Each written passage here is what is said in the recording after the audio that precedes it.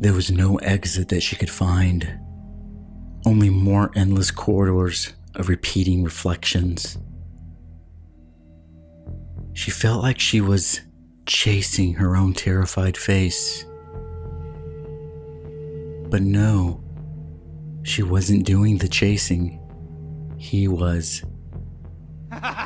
She was pursued through the funhouse,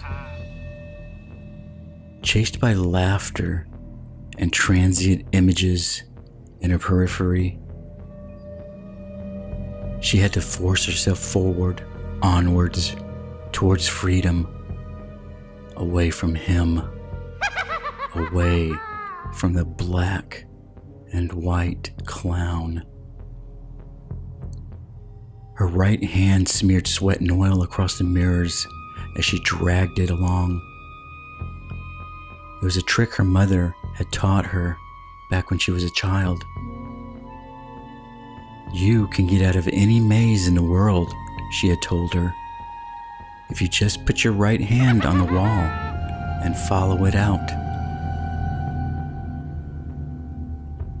His image, the clown's face, kept appearing on the glass, darting around her from places unseen. She knew he was close, for she heard his laughter and she heard his footsteps, but she couldn't be sure where. Sometimes it seemed like it was right in front of her, so real, so close. Black diamond eyes and a ragged colorless suit, tatered collar, and wiry black hair. Razor blades embedded in his fingertips, an ashen smile scorched across his face. But he was never actually there. He was close. But such was the madness that was the funhouse. She couldn't be certain what was real and what was mirage. Each mirror was pristine like crystal. Every image held weight and malice. Each one felt real. "Where are you?"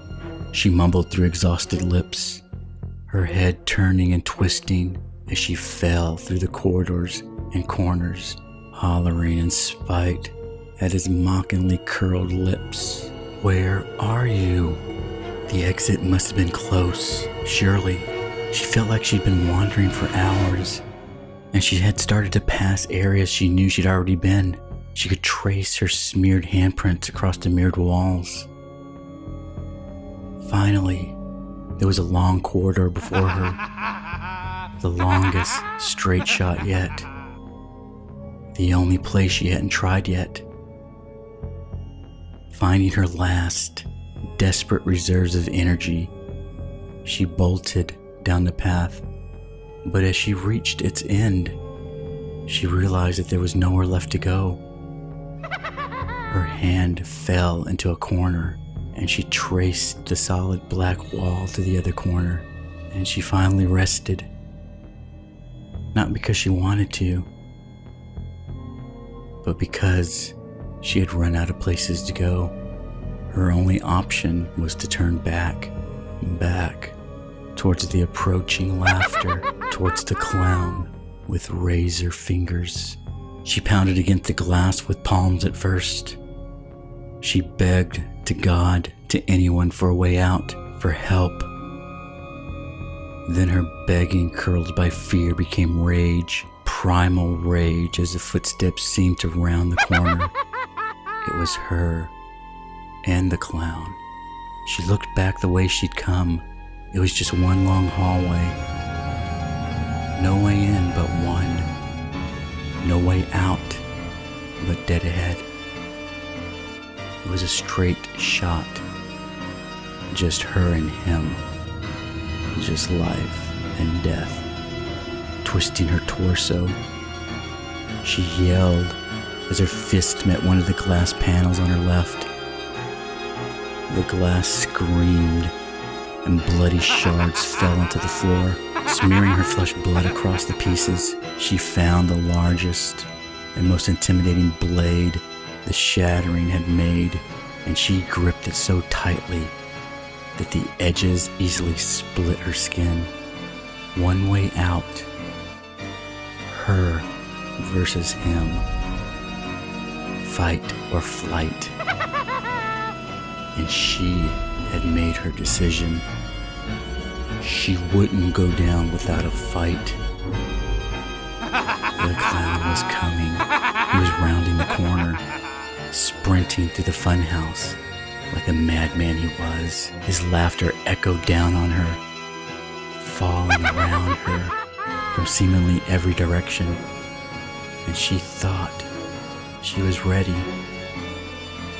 Immediately he came. His reflection shot across the dozens of mirrors that spanned the hall, his smile glistening across dozens of faces. But he only appeared on the mirrors. No one had rounded the corner. In the reflection, the clown stood with shoulders squared and predatory arms held at his sides. It was staring her down, but no one stood at the end of the hall. She wondered if he could have been standing around the corner, waiting for her to come around instead of the other way around. But his reflection overtook hers on every mirror, as if he stood between her and every panel in the entire hall. Something was off. "Come on," she screamed, her weapon poised and ready. "I'm right here. Show yourself." The laughing that seemed like it was coming from everywhere stopped. The smiling reflections gazed at her.